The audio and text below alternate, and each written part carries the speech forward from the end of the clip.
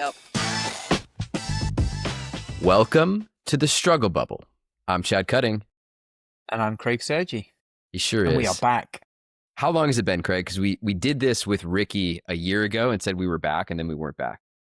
Was it a year? I think so. Shit, that's a long time. So if anybody's still paying attention to us. Well, so people have been asking me when we're back for season 2. So we'll officially kick off season 2 today. Feb 27th. I think this is our second kickoff of season 2. No, don't count the first one because we didn't just do delete it. But Ricky's episode was so good. No, we'll keep it. We'll just say that was a 1.5. A lot. Version 1.5. You're right. We have gotten a little bit of feedback. In fact, this week, are you still doing your podcast? Which was from a friend that I'd worked with, way back in the day, about 15 years ago. And he says, "Oh, we started our podcast, stopped as well. It's a lot of hard work." And everything that we read is, once you get to that 20th episode, if you keep going, you're like in the top 15%. And then it hit us right in the face. Life got in the way and we haven't been on. But it's good to talk to you again, Craig, because I feel like I have not seen you in person in months. I think that's about right as well. I think I don't even know the last time I physically saw you. No, just school drop-offs. Well, and you're not coaching Los Gatos United anymore. So I haven't seen you on the pitch. I've been saying pitch so much. I feel like you've done this for me, bud. I appreciate it. I've influenced. Yeah, no, a lot happened in the fall going into winter. And then I decided to take a brief pause maybe not a brief pause, but a pause in coaching at LGU, but still doing the high school. As you know, big game tonight, 5 p.m. at Santa Clara for we'll be there. CCS Championship.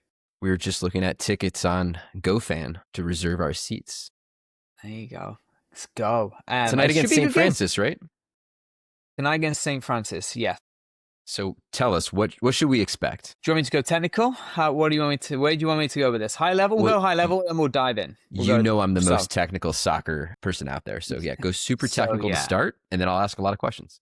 I'll go with some American stats, because everyone loves a stat in America.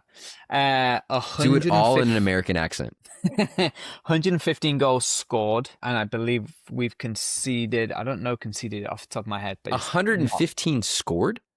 115 scored. Conceded. I don't think it's double digits, or it must just be double digits. It must be 8, 9, 10, something around there. So that's obviously good. Top goal scorer Abby, I believe she scored 40 now. She's scored more goals on her own than the whole of the MIDI soccer team for that season. And she's great, right? Abby's going to Cal Berkeley. She's a freshman, junior. She's a sophomore. No, she's a junior, right now. So we have all for one more year. And then we have second in the league for assists with Tegan, who's going to Santa Clara. She's also a junior.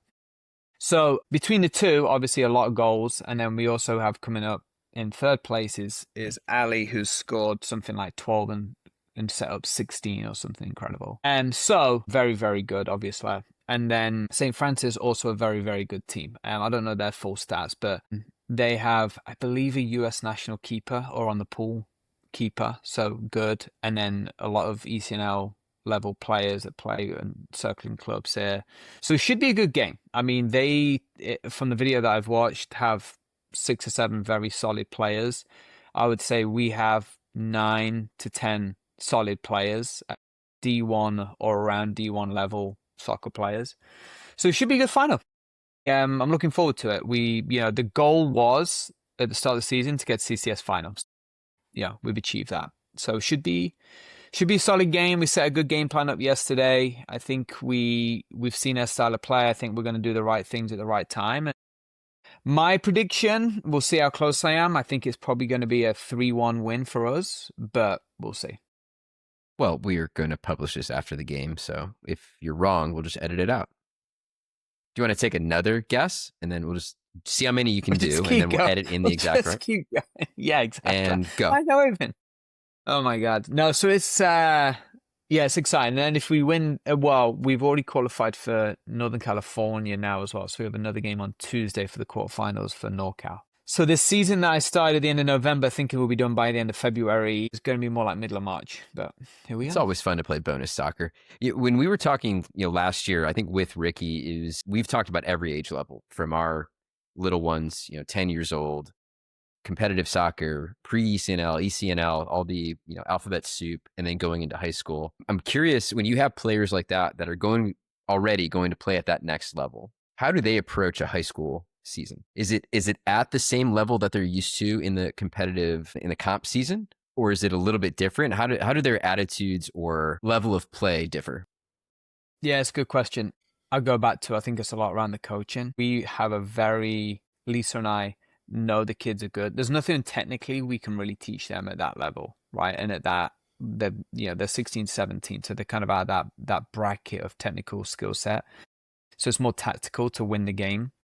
So it depends on how you set the squad up. Ours is very much, what you're doing. We're going to put the pieces in place, but the biggest thing is you must stay healthy. That's all we're looking for. Stay healthy.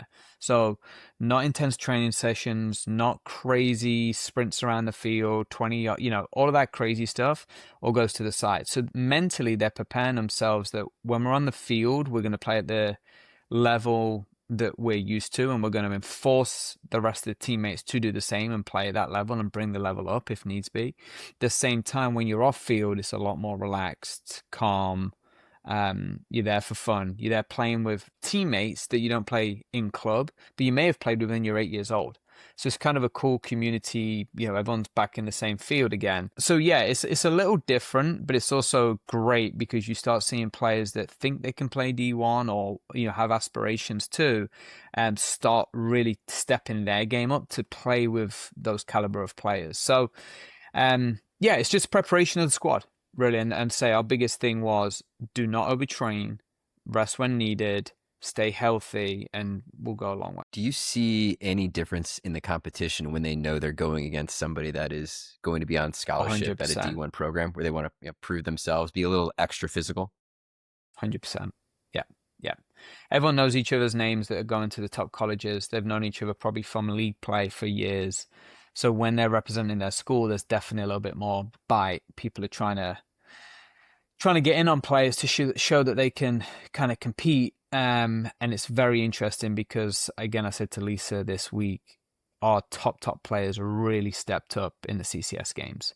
They just knew if I intensify the field, everyone's going to run with me. And kind of that's what happened. It's, Leland were a decent team and that was 8-1. And then Midi was 4-0. We just, took the game to people. And I think, you're right. A lot of this is coaching, just everybody feels comfortable and can play their own game. They're loose.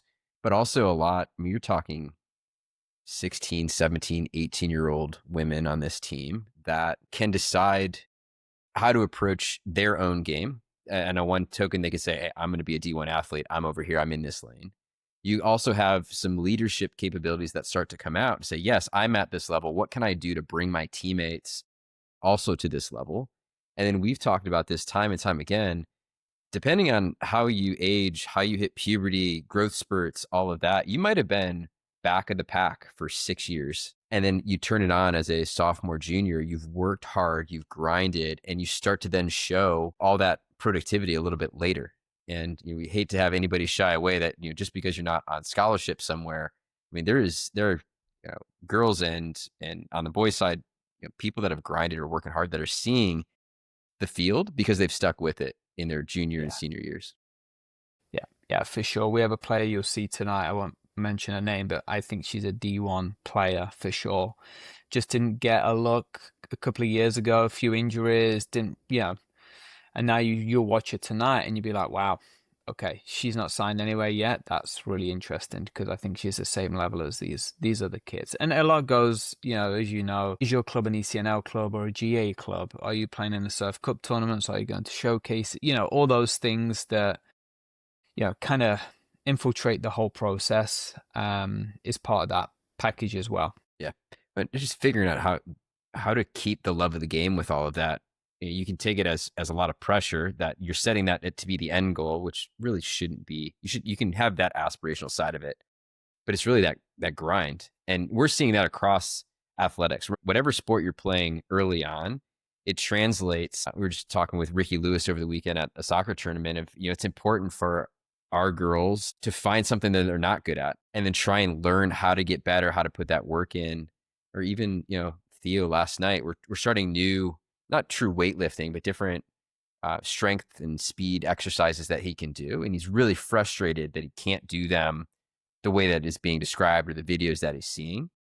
But then I start seeing corner of my eye, he's trying to do it on his own. It's like, all right, let me try it. Let me fix it. And that's really like the progression that you want to see, throughout, regardless of the level. Every time. It's just like golf, right? It's like, yeah, we can all I'm terrible swing at it. golf, but I keep playing. Yeah, well, yeah, but it's like, you know how to do it. You got the psychologically, you've watched and video, whatever, right? And it's just like, all right, repetition's the only way. And there's this huge podcast about kind of YouTube Shorts and TikTok and stuff. Brain Rot, it was called.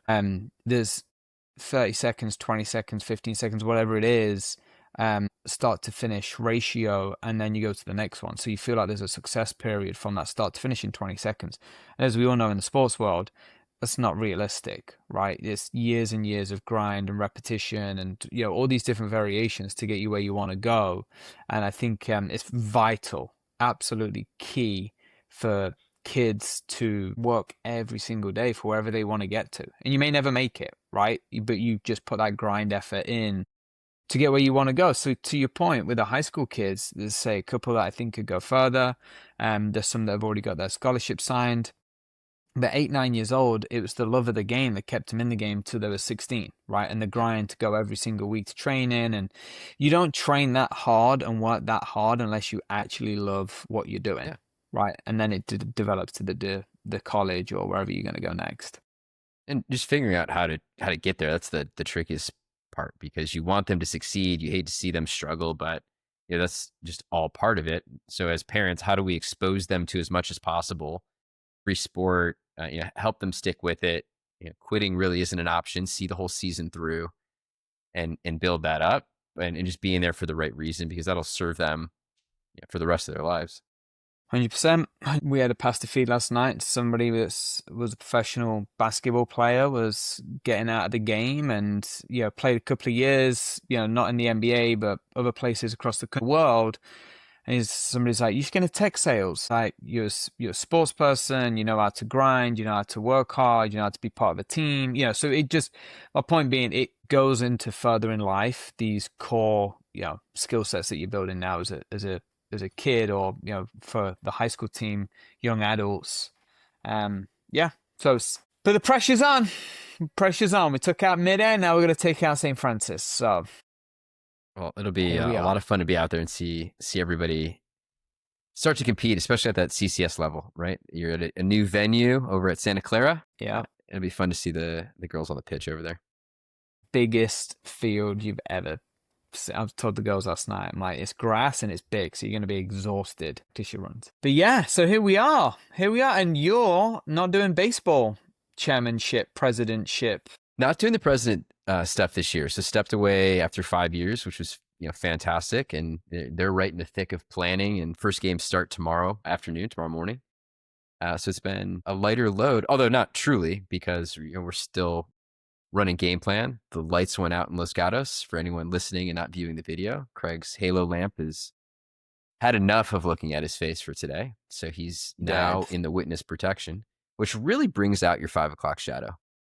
That's it's a gray in. It's a gray in. But yeah, so not doing that, but also I was just having a conversation with Lauren yesterday of all of the AI stuff that's going on. So you want to talk about, not doing that, but filling time. What I've been filling my time with is figuring out what our kids are going to do for jobs in 10 years when they're out of college. Ooh, because the amount of firepower that is happening on the AI side, and you and I see it on a day-to-day through what we're building with Game Plan and any of the consulting work that we're doing in tech. There's so many, it changes by the day, it changes by the hour. And I was just thinking, right, I have all of these tools set up to help me be more productive, and all of these I 10 years ago, I'd have said, go be a developer, learn computer science. Now it's how can you understand and harness all of these tools that are out there and not completely brain rot on the couch and say somebody else will do it for me. Yeah, funny you say that. Two comments there. Interesting Elon Musk's comment about the what's the universal income. That was an interesting, like, AI is going to do all the jobs, so we'll just build a universal income. And then saw something today. Gemini now can track your DoorDash order, and when it gets close to lunchtime, basically push you to the app and say, "Do you want to order? Yes or no?" That's Yeah. scary.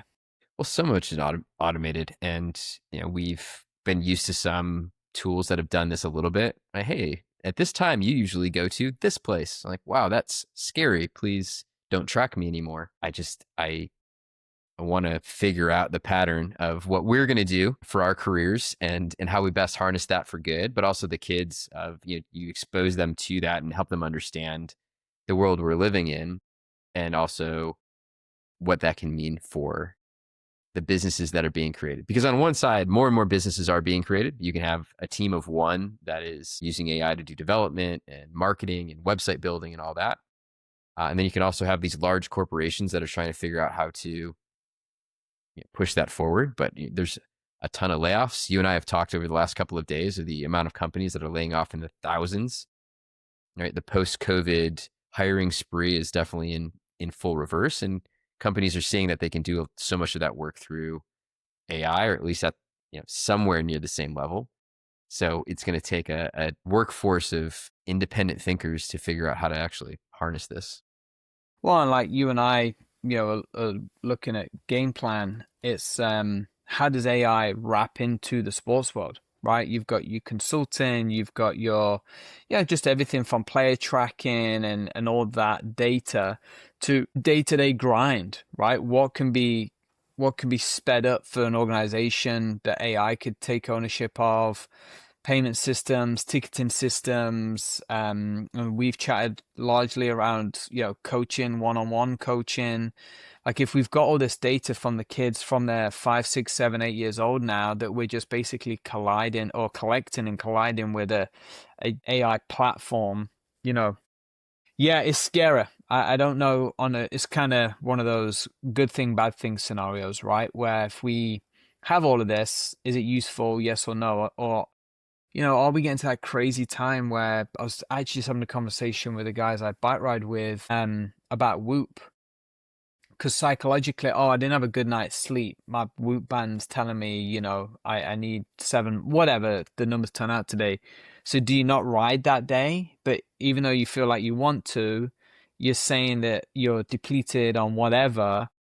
It's kind of, I don't know, maybe we're a little bit old school of like, well, whatever, it sucks, deal with it. It's kind of what we were just talking about with the kids and, grind mentality. Or do you take the data and say, okay, how do I speed this up? How do I recover quicker, whatever, and skip that day of training? Like, I think for me anyway, there's a fine balance between using all that data and then, look, if I feel fine, I'm going to go train or I'm going to, whatever. Well, and that's the bigger picture of if we're using the technology to augment ourselves and to be better and to make better decisions, that's great. And I think you're exactly right, is figuring out how to exactly harness that for good, because it is inevitable, right? You have conversations happening right now that say, right, just wait until you see what we can do next, right? You're not prepared for the next wave because the iteration is going to happen so fast and the jumps accelerated. So we need to embrace that it's coming. I don't think we can put our heads in the sand and say, no, I'm not going to participate. I'm not going to, and we've had this, I'm not going to listen to the radio. I'm not going to watch TV. I'm not going to get on the Yeah. internet. I'm not going to use Yeah. AI. I don't think that's reasonable, but how do we as business leaders use it responsibly and provide tooling? And then how do we as parents help prepare our kids for what they can do to use it? I don't know if you've had the homework conversation yet of, before is why can't I use a calculator? Now it's why can't I just ask ChatGPT? Dude, I had this whole conversation about education this week. This is probably a great time to long story short of some kids wake up early and want to get straight after it. I'm an early bird, right? I do all my kind of core emails between 7 and 10 a.m. There's other I people. get an alert for you walking the dog every morning around 6 a.m. Share with your friends. And then you have the artistic, and I'm talking about my kids and, the artistic side of it. They don't want to get out of bed early morning. They're night people, right? They're more creative in the evenings. And so, their education point is difficult as well because they're not concentrating in the morning, but they're more in the afternoons. Then is the education kind of broken now? Like, same with you and Jay and me and Chloe. It's like Chloe's using AI for schoolwork. And to your point about the calculator, I don't even know what to tell you on this one. I got this calculator when we were kids. You need to know a portion of what's going on before you start just throwing it in a calculator and getting an answer. Same time with our kids at this age, I'm like, there's stuff in ChatGPT that'll answer. I think the skill set is it will give you an answer correct. Don't believe everything you read on the internet, right? That's the biggest thing I'm trying to tell Chloe is like, yeah, it can give you guidance, it can help. The scary thing is, I think we chatted about this week, is it knows it's tracking me since day one and me putting whatever I wrote into ChatGPT. And I think I brought this up to you as well. I read something last week that a court, or I don't know if it was in California or a different state, basically said, hey, I appreciate what's been written here and what you're saying in this document. That's ChatGPT, and ChatGPT never passed the bar.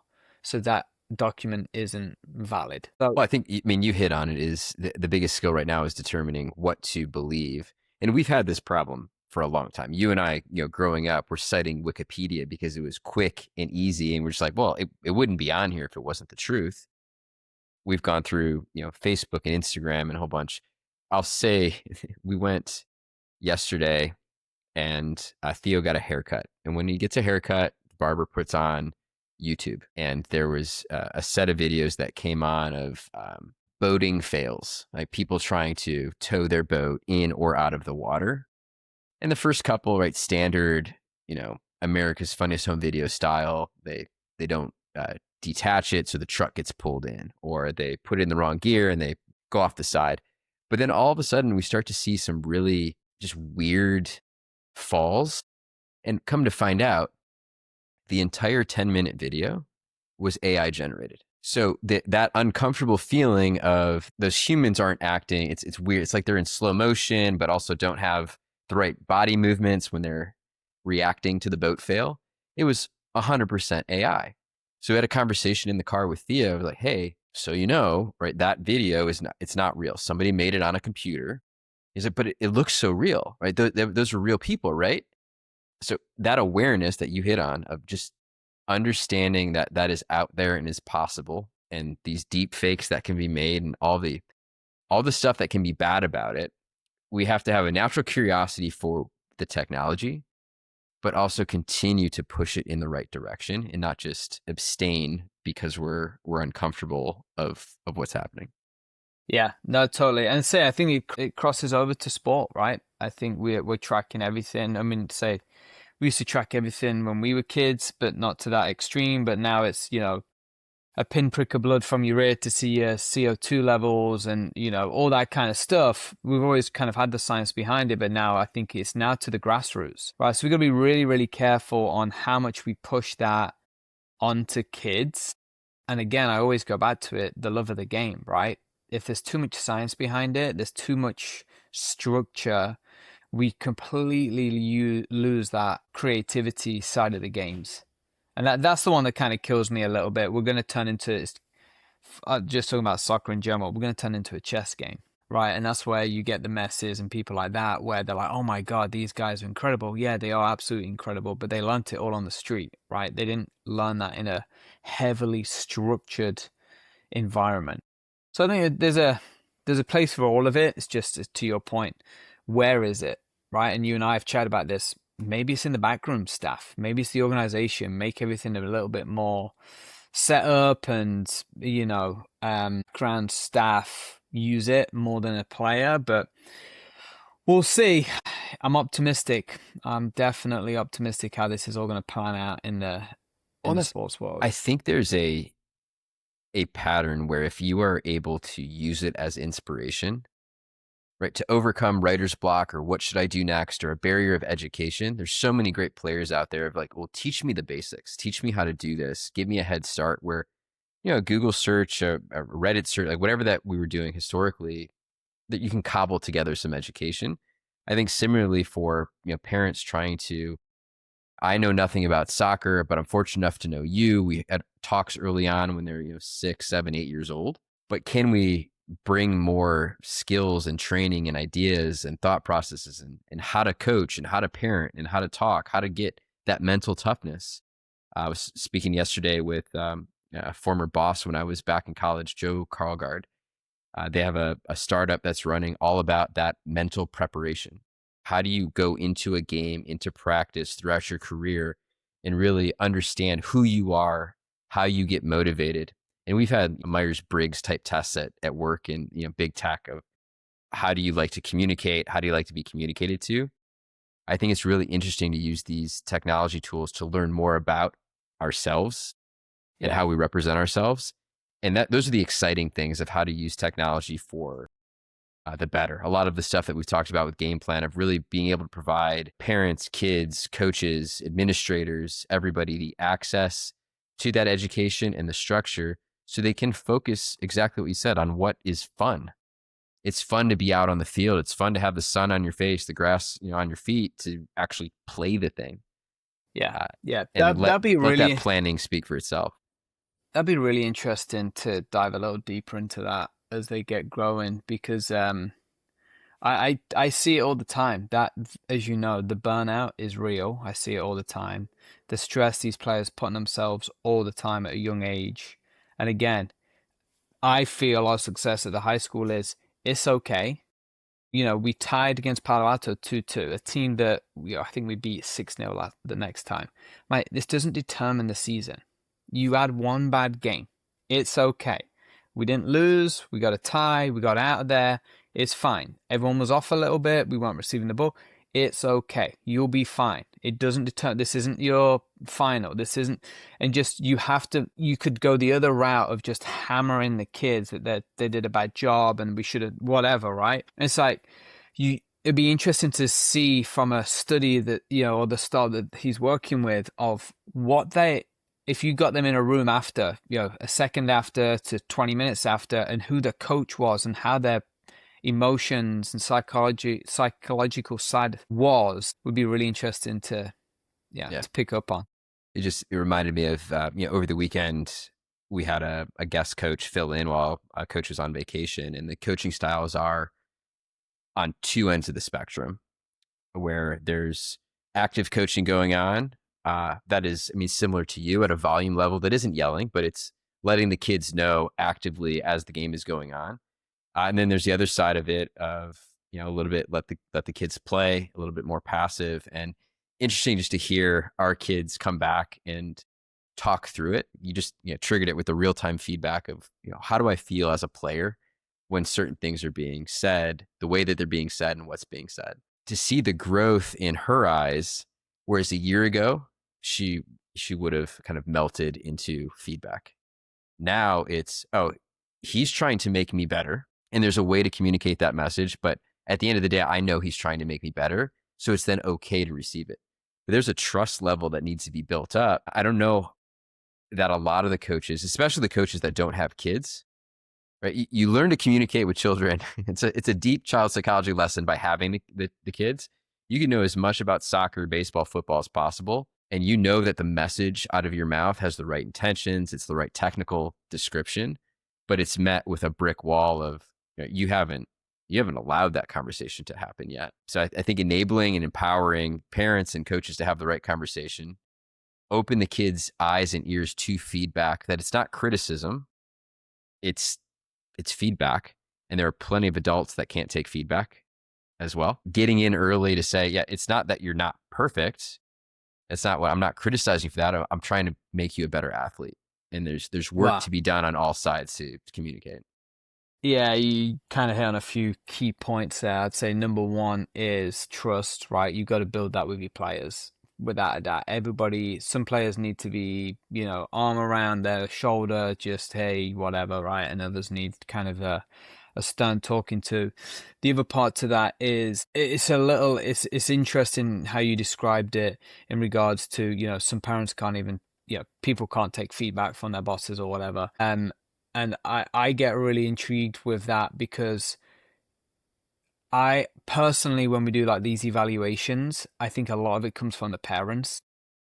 I think if we leave a lot of, and these evaluations are key, right? They're key as in like, hey, you were here and now you're here. We do it in school, Yeah. whatever. It doesn't matter where we do it, Yep. work, etc.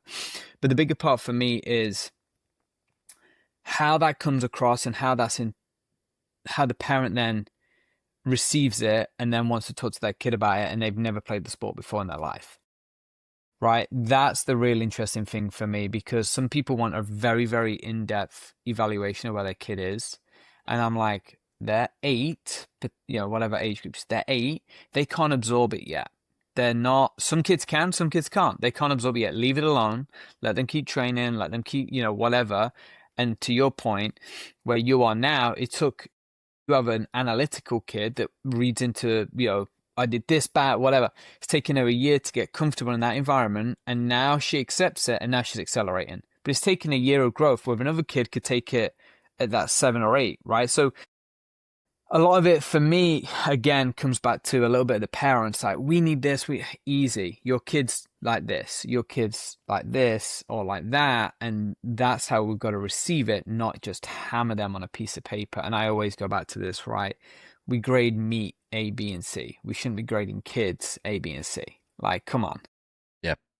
Well, those evaluations take on a life of their own too, because I mean, depending on how the organization or coach use them, some, just like we do in the corporate world, see performance reviews as a tedious task that let's just get through it.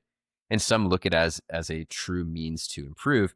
And I think the consistent feedback over time is a better way to do that than a mid-season or end of season. Now, the logistics are really hard. You want to be able to coach and not continue to just evaluate.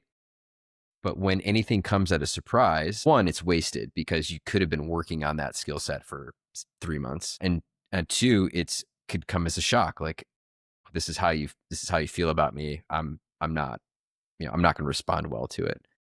And I think having that on the parental side, there's so much of that has happened in baseball or football where the kids have been told that they are the best. They're doing great. You're awesome. You're the best out there, which is what you want to say to your kid as a parent, but it's doing them an incredible disservice. But just going back to how the message is delivered, that we need to figure that out. Yeah. And whether that's through some tooling or through, some help, some coaching of the coaches, coaching of the parents, let's have tough conversations to create gritty kids that can handle it and thrive. Well, as I always say, right, the best thing you can say to a kid after they perform is, I love watching you play, perform, dance, doesn't matter what it is. Just you have a confidence barrier in your parents and and they're going to give you that love, right? And that's all they need. The coach is there to critique. And, with my girls being dancers, right? I read this great article a couple of weeks ago about the skill set of being a dancer or being on stage. They're in front of 200-300 people on their own every weekend in a competition. Know the song, know the rhythm, know the beat, know their steps, timing, and all these different variations. But at the end of the day, it's still an opinionated sport. Somebody's grading you with a piece of paper and they probably only watched the first 15 seconds. Yeah, right. So it's such and it's such a learning curve that you've spent a whole 6 months preparing for this one solo or group, whatever, to go and perform in. I think we have 4 or 5 different conventions this year and competitions. So you've prepared for 6 months to get here. It's over in 90 seconds and it's down to one person's opinion. Like, talk about a life lesson. Like, it just smacks you in the face. Well, we've said this before. I don't know how any of these competitors do this in that subjective space. It just feels so. I mean, even watching the Olympics, I have nothing about figure skating, right? They all look pretty identical, but there's these little technicalities that everyone's looking for. I wouldn't want to be a judge in any of these. The homie that fell over, that was a kind of gimmick. That was easy. That's an easy deduction. But those, especially in dance, like, didn't point her toe, didn't, complete this, didn't, smile enough or some other BS that's going on there. I don't know how they do it. But you're right. I mean, there's, win, lose, or draw. I don't think you're going to remember where you finished in any of these different leagues or seasons, but you are going to remember how you felt.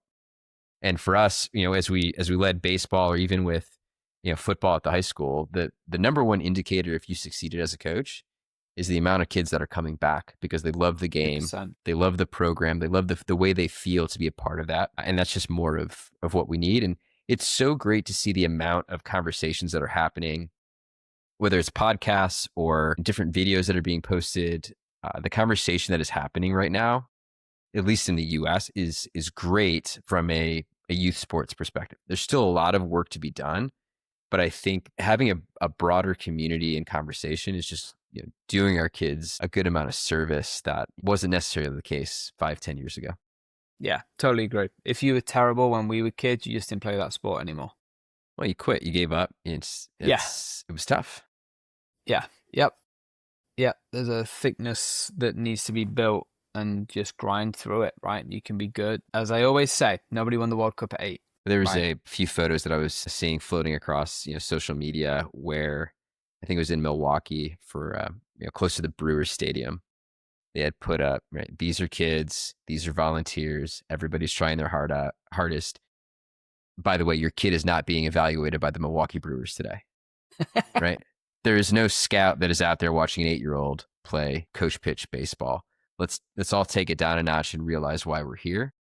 And it's funny / sad. Every year it goes through the same thing. Like once you make a jump in division or team, like, oh, this is real baseball. Oh, this is real football. And the volume increases.